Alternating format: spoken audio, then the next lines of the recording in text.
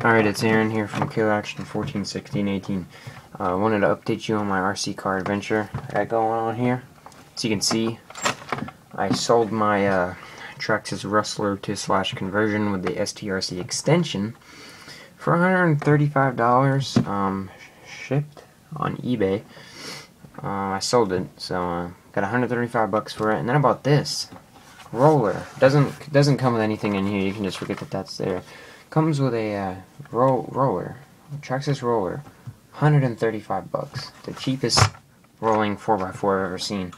So I bought this, stuck all my electronics in it, and then this is kind of what I got going on now. So yeah, the Traxxas / 4x4, it drives really nice. I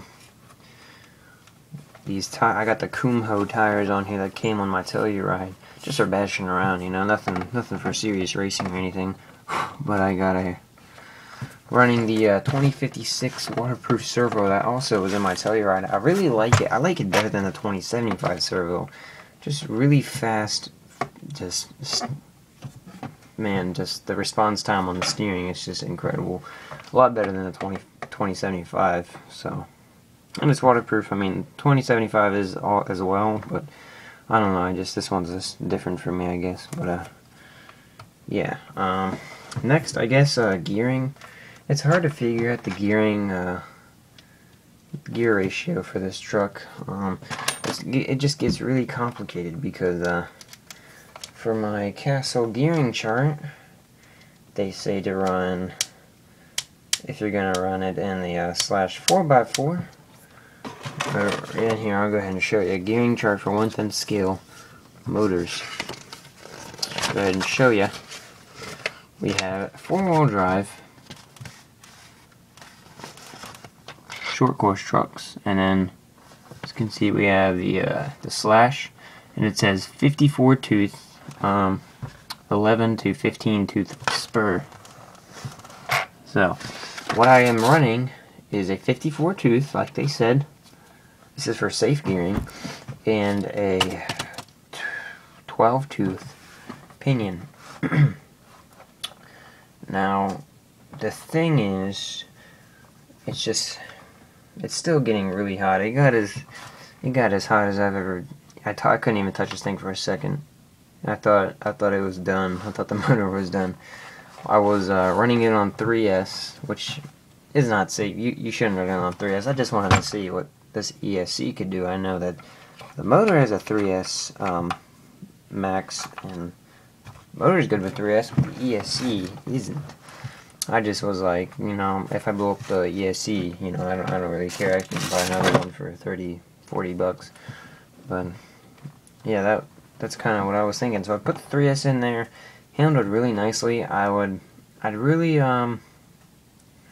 really definitely probably tighten down the slipper clutch just a little bit. The slipper seemed to be slipping too much, and so you weren't getting full power out of the Castle 38, so you end up pulling the trigger, trying to get as much speed out of it as you can, and then burning up your motor because your wheels are not turning as fast as you want them to because of the 4-pole action it has. So it's wanting to get going, and the wheels are not because the slipper clutch is quite loose on the stock slash. So if you're going to be upgrading to a 4-pole motor at all, with the more torque, and you're running a 3S battery, you're definitely going to want to tighten down that slipper clutch, and you know, there's just a lot of tuning abilities you have in this car. Speaking of tuning, back here, I did notice, this is not, before I even say this is not a review, it's kind of my first impressions of the car. I haven't even had it for 24 hours, but actually I have. I've had it for about a day. But back here, there is a lot of adjustability for your camber back here, and also for your steering linkage and camber and shocks up here. You can even adjust the body mounts, these little things. There's a screw at the bottom, you unscrew it and slide it over. I didn't even know that Traxxas did that. But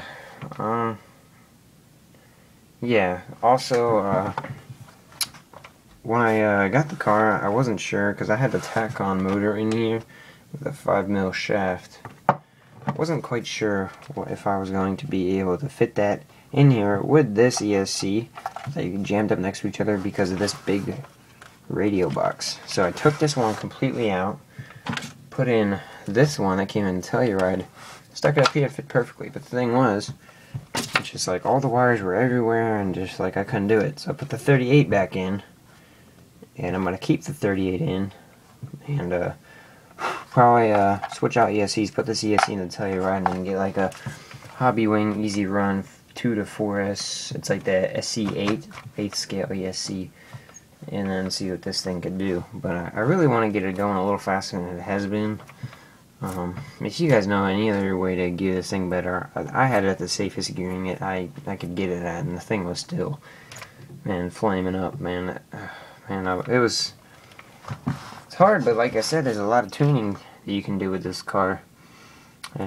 Just a lot of adjustability, even with your, like your toe end and your camber shocks, body post, and there's just a lot you can do.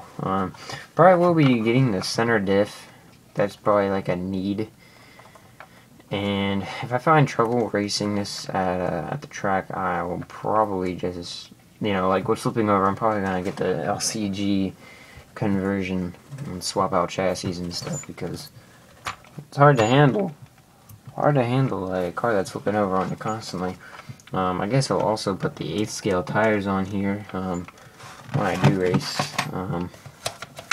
But we'll get a toothbrush in there to an old toothbrush in there to clean out all the dirt in here, because when you're taking big jumps, you're just like whacking the bottom chassis.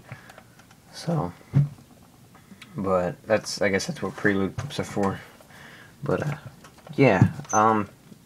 Actually, speaking of shocks, the shocks on here, I know there's been a lot of people ranting about how crappy they are and stuff. I would say the spring rate is pretty crappy, but the shocks themselves, like the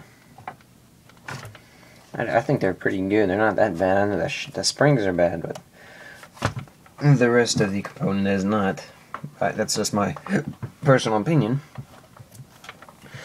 If I were to do a side-by-side comparison, which I will do, to the Traxxas Telluride that was recently let out, and this car, you can see the major length in, well, this is sideways, only enough with my lens, and then this is about, you can see the difference in the slash, and then in the Telluride, but, yeah, so there's the Telluride, and there's the slash. Big difference. But yeah, I'm probably converting this to something weird. I don't really like the Telluride body, but yeah. Oh yeah. Speaking of bodies, got this one painted up. It's orange, kind of like Dukes of Hazzard, what I got going on here. So, got my numbers on there, got some Castle decals on there, and stickers. So, kind of like a battery body. Cut the windshield and the left driver's seat window out, I guess. I guess there really isn't much more to say about this other than like, I don't know, a lot of people just would ask me, give us some negative opinions about the truck, and I mean there really isn't anything bad to say about it. I mean, it's got full everything on here. I mean, it's just everything's adjustable. Just, I don't know what to say. I mean, it's durable. If it's taken some hard hits, I've given it to it. Pretty nice. The arms hold up pretty well. You can see that arm has slapped the dirt real hard, and it hasn't broken because all the dirt is up in there. But that is kind of proof that I've given it to this thing.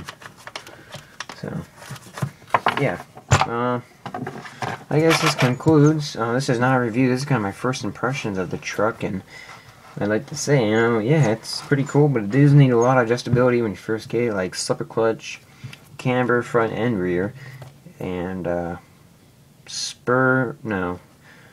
probably adjusting the